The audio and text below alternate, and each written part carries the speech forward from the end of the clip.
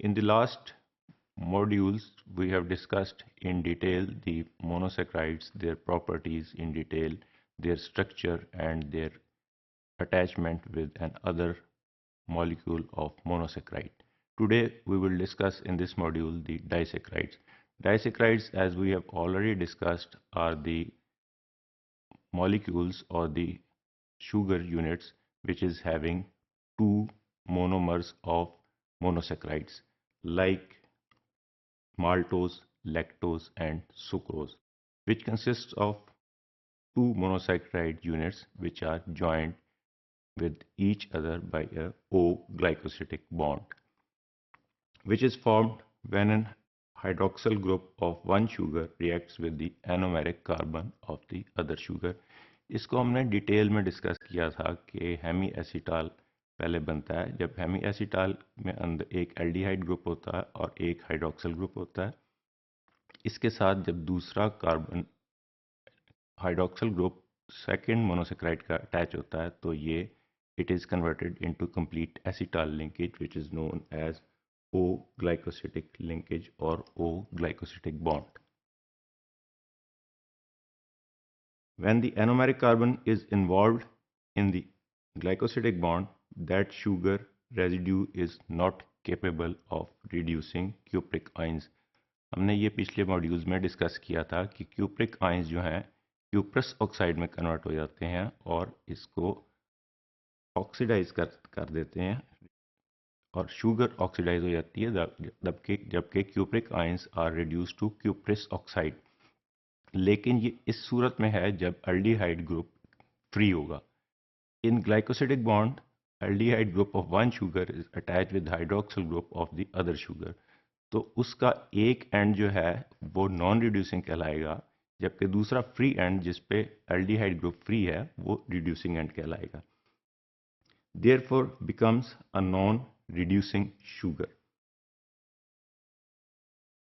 In describing disaccharides or polysaccharides, the end of chain with a free anomeric carbon, जहाँ पे एक free anomeric carbon होगा, which one is not involved in the glycosidic bond. एक जो anomeric carbon है से glucose का, वो एल्डिहाइड जो है वो 1 और 4 सेकेंड ग्लूकोज के साथ मिल जाएगा तो वो बॉन्ड बना लेगा, ओ ग्लाइकोसिडिक बॉन्ड बना लेगा और वो फ्री नहीं रहेगा, लिहाजा it can not be reduce और रिड्यूसिंग प्रॉपर्टीज उसकी ख़त्म हो जाएंगी। And the other anomeric carbon which is not involved in glycosidic bond, it is having the reducing properties and called the reducing end. Maltose has two glucose units which are joined together by an alpha 1,4 glycosidic linkage. Since it has one aldehyde free, ये हमने पहले यही चीज़ describe की कि एक side इसकी दो monosaccharide दो अल्फा ग्लूकोज जुड़े हुए हैं 1,4 लिंकेज के साथ। एक जो एल्डिहाइड ग्रुप है वो एसिटाल लिंकेज वो ग्लूकोसाइडिक लिंकेज बना लेगा और ये नॉन रिड्यूसिंग हो जाएगा, जबकि दूसरा एनोमेरिक कार्बन जो है वो रिड्यूसिंग रहेगा क्योंकि उसमें एल्डिहाइड ग्रुप फ्री है। Since it has one aldehyde free, it has reducing properties and also exhibit mutarotation. Mutarotation हमने क्या की थी कि जब स्टीरियो सेंटर्स जो एनोमेरिक कार्बन है वो अल्फा और बीटा में कन्वर्टेबल है, जब इक्विलिब्रियम में ये अल्फा बीटा में इंटर कन्वर्ट हो जाएगा तो इसकी प्लेन पोलराइज राइट की जो रोटेशन है वो डिफर कर जाएगी from the before equilibrium. This is the diagrammatic presentation of disaccharide we have discussed in detail in previous modules. ये अल्फा डी ग्लूकोज है।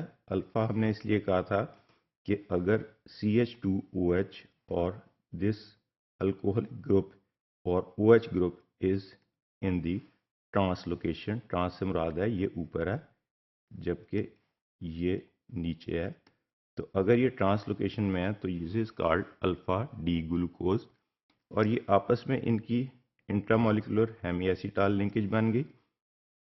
जब एक अदर ग्लूकोज इसके साथ अटैच हो गया जो कि इस केस में, in this case of maltose, this glucose is in the beta form.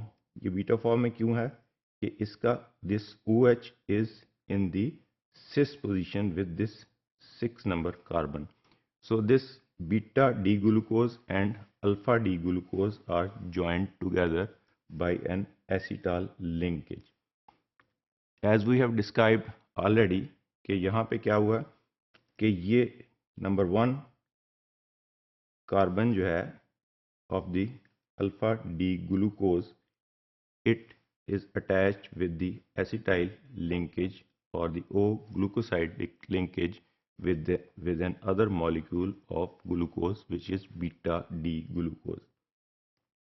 तो ये कार्बन एटम नंबर 1 जो है ये अपनी रिड्यूसिंग प्रॉपर्टीज जो है वो इसकी ख़त्म हो जाएंगी, so it loses its reducing properties.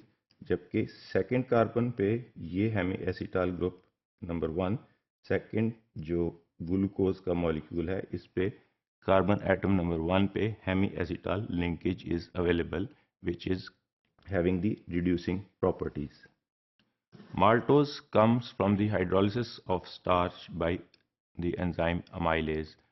Starch which we eat जैसे potatoes में है और different जो है ना कार्बोहाइड्रेट रिच मील्स में स्टार्च इज अवेलेबल। स्टार्च जो है it is hydrolyzed by the enzyme amylase. Amylase कहाँ पे प्रेजेंट है? It is present in our saliva and it is also present in the pancreatic juice and it is hydrolyzed in the saliva as well as in the small intestine. This hydrolysis of starch convert starch into maltose which is a disaccharide.